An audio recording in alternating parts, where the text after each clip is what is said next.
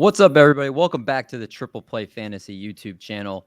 Kev, I don't know what you were doing yesterday around, say, like 5, 6 o'clock. I was sitting down, I was making some pancakes with my wife, and then all of a sudden I get a bombshell notification on my phone that Tom Brady is coming back for his 23rd season after only 40 days out of football.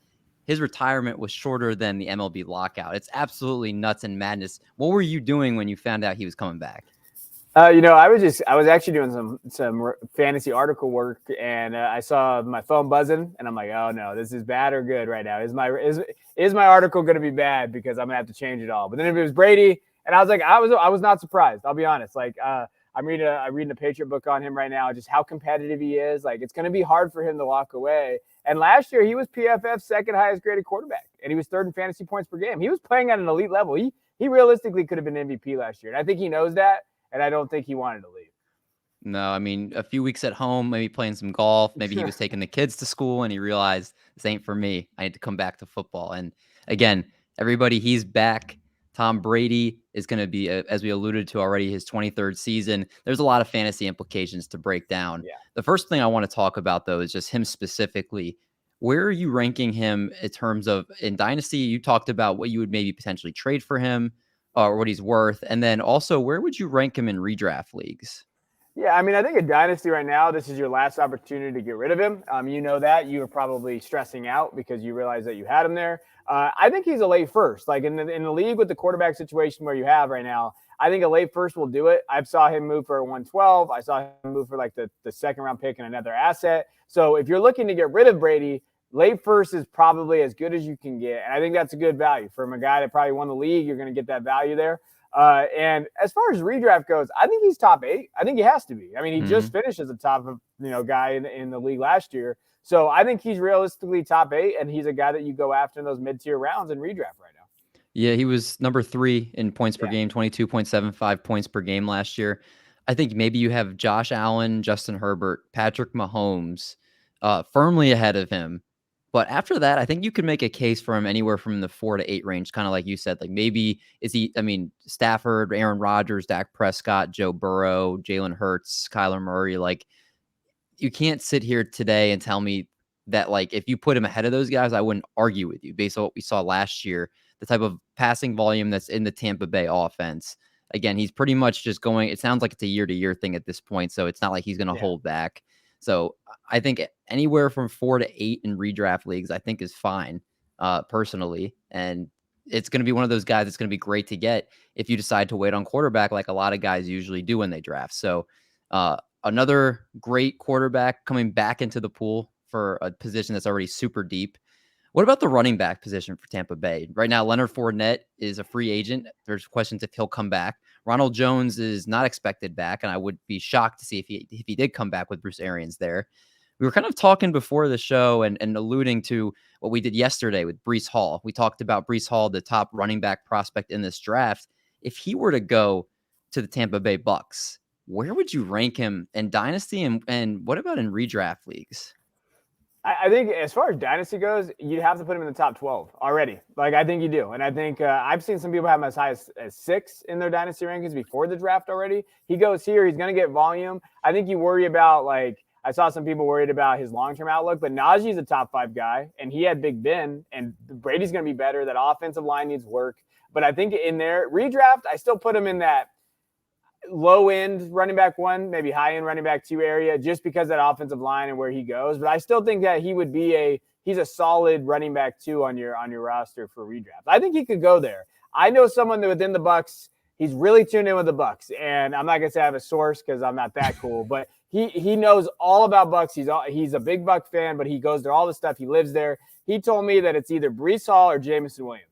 If it's one of those 2 guys is there, they're going to draft one of those guys. Really? And he stands by it. He says it's going to be Jameson Williams or Breece Hall, and that's what he told me yesterday. And I tend to believe guys like that. Wow. Kev, we have Kevin Schefter on our hands, ladies and gentlemen. Hey, don't put me in. Schefter's taking some L's this offseason. I'm staying away from Schefter. But, I mean, he has known. This is a guy I trust. He told me not to draft Keyshawn Vaughn. He said, get away from this. Like, he is someone that over the last 3 years that I've grown to know. And he knows he's very in tune with the Bucs. And he said he would be shocked if it's not Breece Hall or if it's not Jamison Williams. Wow. Well, I'm looking right now at this is Fantasy Pros running back rankings for next year and for PPR formats. To be honest with you, Kev, if he were to go to Tampa Bay, he's getting in that RB1 territory for me as far as drafts next year. Like right now, Antonio Gibson and Saquon Barkley, David Montgomery are 13 through 15. And then Alvin Kamara, Nick Chubb are 11, 12. Like right in that range. I think we already seen the upside you could like from Leonard Fournette last year in this offense. And I mean, it's a smash. Like he's an RB1 if he goes there next year, I think. And with his athletic testing profile, what we've seen, there's nothing that tells me that he isn't. Like, I would love that spot for him. I think it would be good. So if he goes there, I think that's how you draft him, and you're happy with that. Agreed. Let's get to the last position we'll talk about with Brady being back that we'll discuss today, and that's the wide receivers. And we were talking, obviously, again, before the show, and you're very strongly thinking that this is the biggest dynasty sell, the Chris Godwin and Mike Evans. And now Mike Evans is definitely a little bit on the older side. Chris Godwin's going to be coming off a major knee injury. But you have a little bit more information for why you think they could be a sell. Yeah, I mean, just in reality, like Jeff Miller, he's one of the best. He lives by me. He's one of the best kind of PT guys when we're talking about injury guys. And he tweeted us out yesterday. I thought it was right. Mike Evans is going to be 29 by week 1. He has a movable contract, so you're looking at probably this year with Brady, maybe his last year with the Bucs. If they do draft a wide receiver, now we're looking at they franchise Godwin. They probably will re-sign him. He can't return until October, November.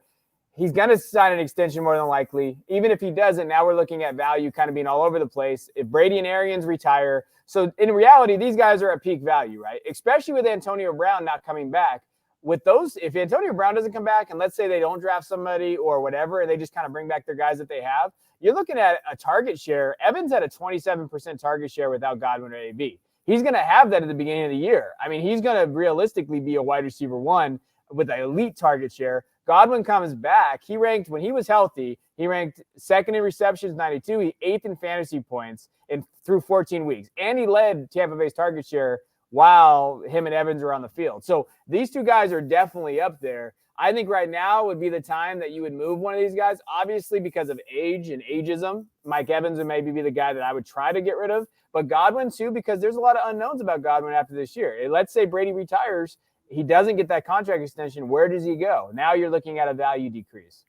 That's right. People are forgetting he's not signed yet. He's right now, they're trying to franchise tag him pretty much. And so that's something that, if after this year Brady retires and he goes out there, doesn't perform well next year, his market's low, that we don't know if this is decline for the rest of his career that we could be seeing. You never know. No ACL injuries are alike. So I definitely 100% agree with that.